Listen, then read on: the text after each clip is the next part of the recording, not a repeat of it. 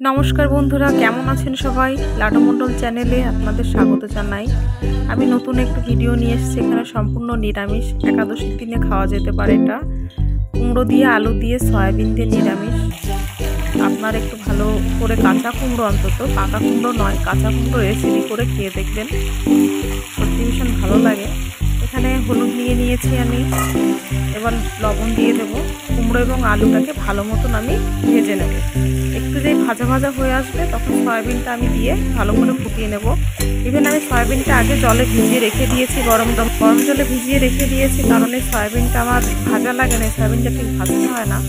আমি আসলে বন্ধুরা আছি পাঞ্জাব, এখানে সয়াবিনটা অন্যরকম, না ভাজলে চলে। তো যাই হোক, আমি সয়াবিনটা দিয়ে দেবো। আমার মোটামুটি এটা ভাজা মতন হয়ে আসার পর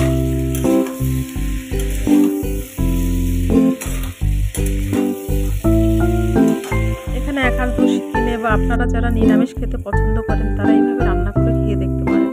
আশা করি আপনাদের ভালো লাগবে। আমি একটু জিরের গুঁড়ো দিয়ে দিয়েছি এখানে।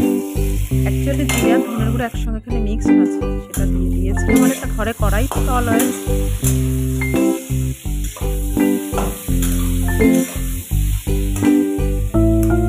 এবার দেখুন ভাজা মতন হয়ে এসেছে, আমি সয়াবিনটা দিয়ে দিলাম।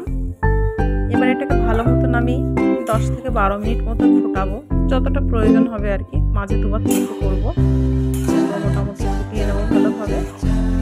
আমি এটাকে এখন ঢাকা দিয়ে রেখে দেবো, ফুটতে দেবো এটাকে বেশ একটা সময়।